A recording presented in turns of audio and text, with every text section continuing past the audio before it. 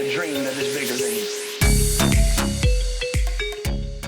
Hi there. Thanks so much for joining me. My name is Kate Kinney. I'm a registered dietitian with Kanema Fitness, and I'm here to bring you a topic for December. Our theme this month is communication.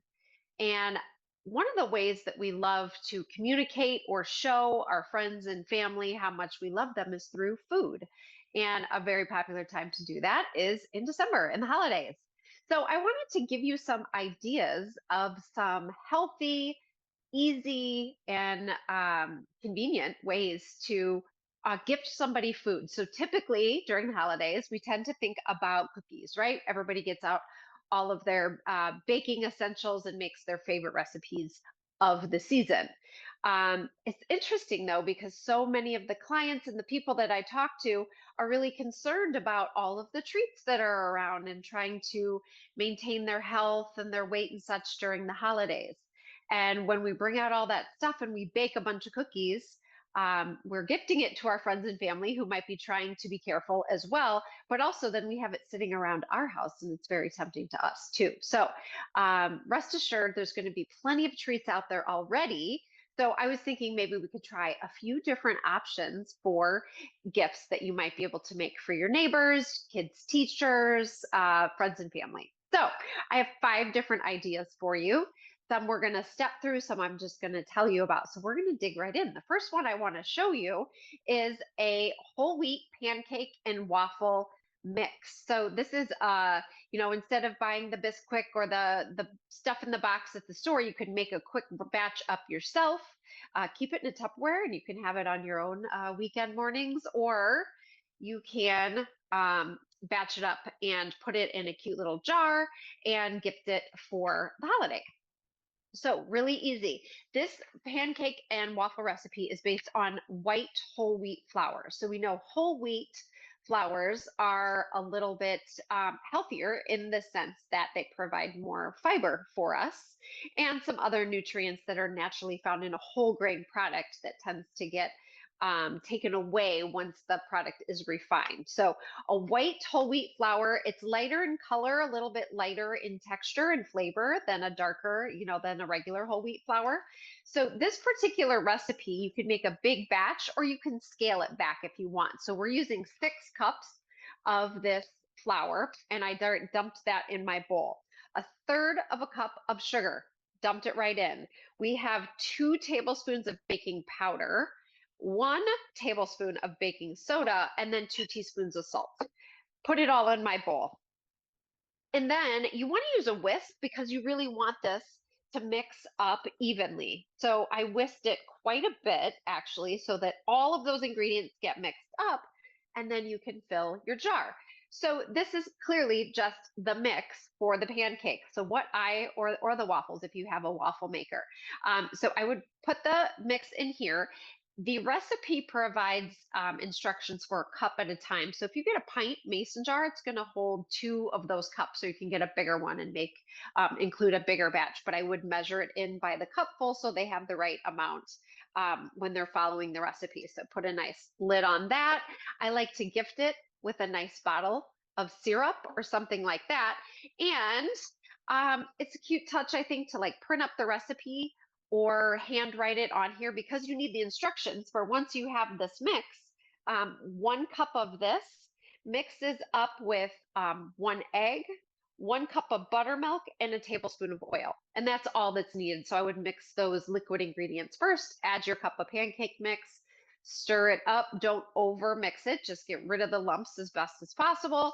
And then you can make your pancakes. So and there is one other little trick, buttermilk. If you don't have buttermilk, don't keep it handy.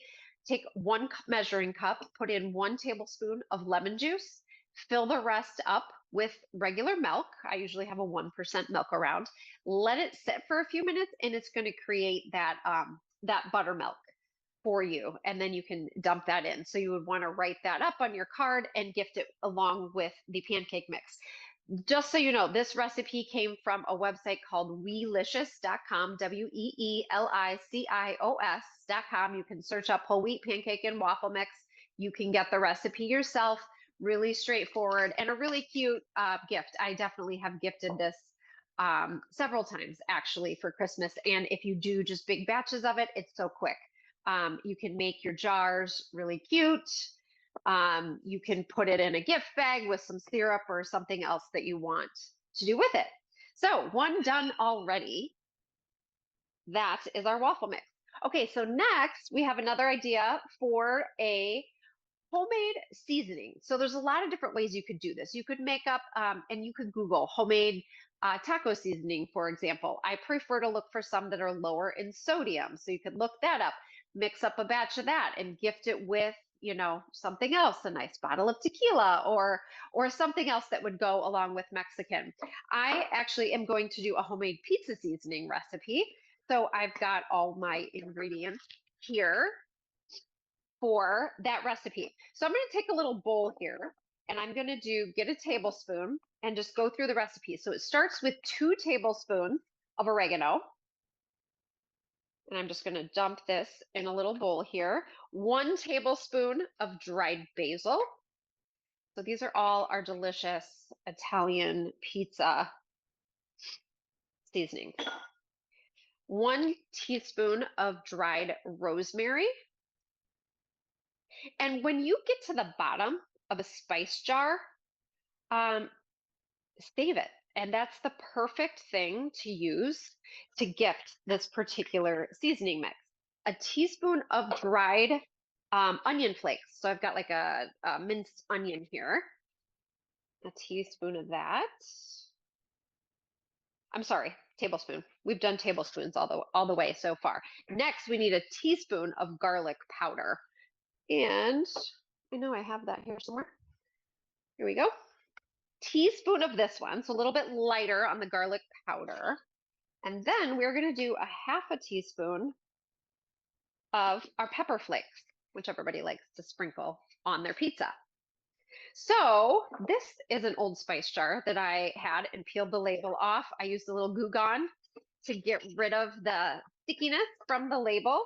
And then I just washed up the jar, dried it out, and you could make a cute label for that if you wanted. That would be nice, actually, to put, if you have nice handwriting or print something up. And then take your spices and just mix it all up. And then you can gift it right in your little, and this particular spice jar is a little shaker, which is perfect. So with this, you could, you could do a little gift bag where you do a bunch of different seasonings. You could make up like a ranch seasoning or a taco seasoning and give a variety, or you could take this taco seasoning and gift it with, a pizza stone or something like that. Get creative, a nice pizza sauce. Make a little gift basket out of it, or maybe it's just a little stocking stuffer with a little thank you note for a teacher or something like that. So when I fill these, I usually will make a little cone out of a piece of paper and dump it in there, or I'll just find, this one's a little bit too big, find a teaspoon that would fit right in there. All right, you can quadruple this batch, make a big old bowl of it, and then produce a whole bunch of these little guys. So that is our pizza seasoning. And I also wanted to mention, I happen to have some of these sitting here, but I like to buy these whole wheat. There's a bunch of different brands, but like a pita bread or a naan, and we make our own little mini pizzas with that. So you could even gift it with something like this and a pizza sauce and then the little seasoning. And all we do is put this pizza sauce on it, use a little 2% mozzarella cheese, and you throw it in the broiler for about 3-4 minutes. And you've got a really quick pizza. You could throw whatever toppings on that you like. So another idea of something that you could throw in there. All right, so there's 2 gift recipes right there. The next one, I'm just going to kind of talk you through. So this is a really fun one. And not only because we get to use vodka, and actually you could use any type of liqueur or liquor that you like, but a homemade vanilla. Vanilla, if you've ever noticed, if you buy the real vanilla, it can be very expensive in the store, but it's really quite affordable to make it yourself. So you would have to buy vanilla beans, and you can get them on Amazon. You can get them at a grocery store like a Whole Foods or something. And if you Google how to make your own vanilla extract. You'll find lots of different ways to do it. This particular method here, you can take the vanilla bean and cut it in half lengthwise, kind of opens it up for the flavor, and then cut it in half. And this one actually has a whole one in there, but you can put it in your little bottle, like a 4-ounce bottle or so, and then fill it with the vodka, and then it sits. Now, this one is probably going to take too long to make for Christmas or for Hanukkah or whatever by this year. But just so you know, different recipes call for different times. 10 to 12 weeks, you would let it sit, and about every week, you would shake it up and let it sit, and then you've got your very own vanilla. Another way, I did come across one where you can make it quickly in your Instant Pot. So if you could Google that, and you do them in a jar, and then you put the insert in your Instant Pot where it lets it kind of sit up, and you put the jars in there. You mix in the vodka and the bean, and then it heats it up, and it speeds up that process of the vanilla diffusing through the alcohol. So this is a really fun one. This one actually got made with bourbon. Vodka is usually recommended because it has less of a distinct flavor, and it's more general to use across any different recipes that you might want some vanilla for. All right, we've got a couple more yet. Easy winter chili in a jar. This one I like to make in advance for myself on a night where maybe I don't know what's going to be for dinner. So this is super cute. You just kind of layer in some dried ingredients, put some seasonings on top, and then I always gift it with the can of tomatoes. You pour this and some water and let it cook, and that's your dinner. And it would be nice to maybe gift it with like a sleeve of crackers or something like that that you might eat with it.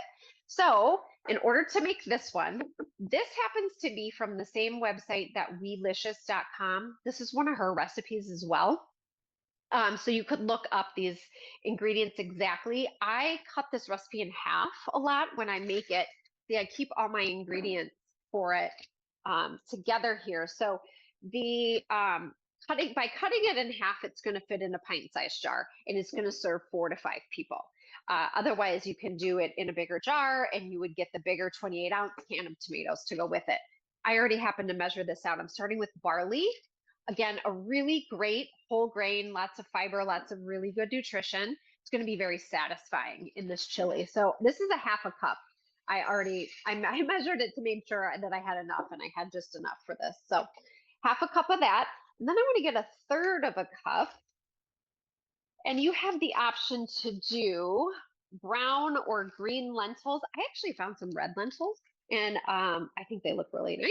So I'm going to use those.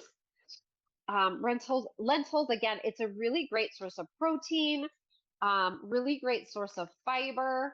And we're just going to kind of layer these in here to make it look really nice and festive. So we've got our lentils, our barley. We have yellow split peas and green split peas.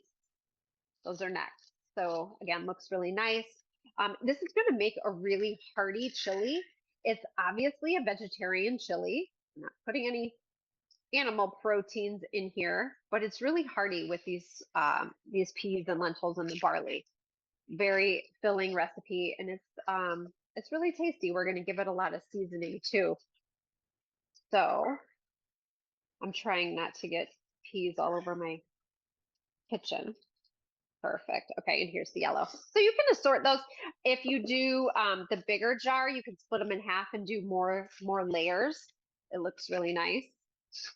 All right, and then there's some seasoning, which I already mixed up a bunch of it. And because I'm cutting the recipe in half, I'm just going to tell you, I did a half a teaspoon of chili powder, half a tablespoon of cumin, a teaspoon of garlic powder, a teaspoon of onion powder, a teaspoon of salt. And actually the salt, I never add quite that much until I taste it. So I'll put in a little bit, let it cook, and then add more if I need it. And then the other thing, actually, I'm going to dump this right on the top. So the seasoning just kind of sits on the top right there. And then you add a veggie bouillon cube. So I just got some bouillon here. And you can take it right out of the foil and dump it right in there. All right, and then take your lid and seal it up. And then the directions are to make the soup, you combine this with the tomatoes and 5 cups of water. If you're doing the half a recipe for this much, you bring it to a boil, cover, reduce it to a heat, or reduce the heat to a simmer, and then you let it cook for 1 to 1.5 hours. So you do have to know in advance when you want to make it, but literally it's a dump and go. So, and I think it's cute when you put it in a jar to put a little, decorate it however you like. All right, we have one more recipe to go, and this one is a spiced nuts. I don't know if you can see in this jar here. I do spiced nuts, different kinds, different recipes all the time for the holidays, and they're really a hit. Nuts, really great source of heart healthy fats. And the recipes that I use generally use a little bit of honey or a little bit of maple syrup. It's enough to make the spices that you add stick, but it doesn't add a lot of calories or a lot of sugar. So that's the kind of the criteria I use when I'm looking up a recipe online for the spiced nuts. So for example, in this recipe, it calls for a pound of nuts, which is about 4 cups. And then it's using only 2.5 tablespoons of maple syrup, which is not a lot when you consider that per serving, it's probably a quarter to a third of a cup of nuts that one person should eat at a time. So when you divide that out, that's very little. It's less than a couple teaspoons. I think even less than a teaspoon actually of sugar from the syrup. So if you're looking at a spice nut recipe and it calls for a cup of sugar or syrup, that's kind of a lot. So I like to look for the ones that are lower in sugar. So I have all my ingredients back here actually. I'm breaking this down to just a cup, but I'm going to tell you the recipe for the full pound of nuts. I'm just going to adjust it here because I don't have that many nuts here right now. But we are doing a roasted maple and bourbon mixed nuts. So I've got my nuts right here, and I'm going to mix up my little sauce here. So we're starting with olive oil, and that would be 2 tablespoons. Again, I am cutting it down because I'm not going to make the full batch here. And then we're doing 2 tablespoons. We want 2.5 tablespoons of the maple syrup.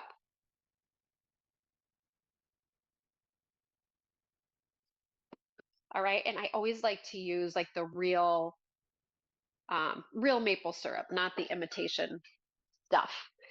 Then we need a quarter of a teaspoon of vanilla. Here's all my teaspoons.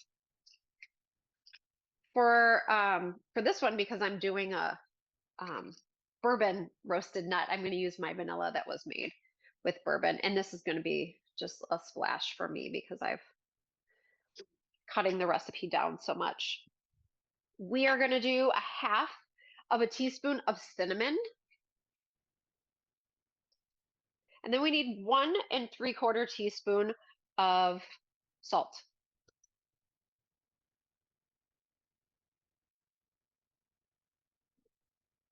Right, yeah. And I put my salt back here. Actually, you know what? I'm going to wait to add that salt. I'm going to go ahead and mix this all up. I haven't added yet my bourbon. We need 2 teaspoons. You could use brandy or bourbon, actually. So I'm going to use a bourbon. Again, it's really not very much in the whole scheme of things here. And get that all mixed up. And I'm just going to add it to these nuts. So I got the sauce made. Dump it right in there and stir it up. And you want to stir it up enough that you coat all of the nuts with the sauce. And then I'm going to add a few more spices. I should add that my oven is preheated to 325 degrees to roast this. All right, they look all nice and shiny. So they've all got some of that. All right, now I'm going to add a little bit of salt, that 1 3/4 teaspoon. We're going to do a little cayenne pepper, 1 teaspoon of cayenne pepper for a little bit of a kick. You could always leave that out if you don't want the spice.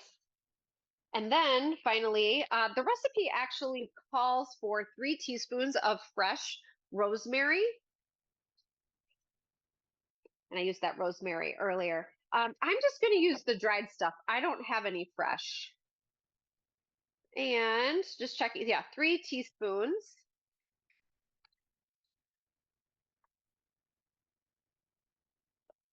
All right, I'm going to mix it right up. And then I'm going to put it on a tray with a little parchment paper and cook it for, let's see, it's 15 to 20 minutes total. So I usually do about half and stir it and then check on it and then give it another half. So don't let it go too long because it's a bummer. I have burnt it before when I let it go too long. That actually happened more commonly when I use honey. Syrup seems to do a little bit better.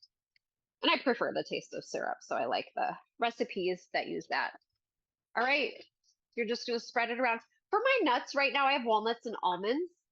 The recipe actually calls for almonds and cashews, but walnuts have a little bit bigger nutritional punch, and that just happened to be what I had here, so that's what I used. You could also use a raw mixed nuts with, I think pecans would be delicious with a maple and bourbon as well. So that's going to go in the oven, like I said, 15 to 20 minutes total. Stir it halfway through and then let it cool, and then you'll be able to, it won't be sticky anymore, it'll all dry, and you'll be able to pop it in a little gift jar very nicely.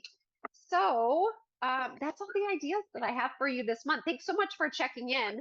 I think these are really great ways to make somebody else's life easier, make your life easier, because you can whip these out really quick if you pick 1 or 2 things and make a big batch and just hammer them all out.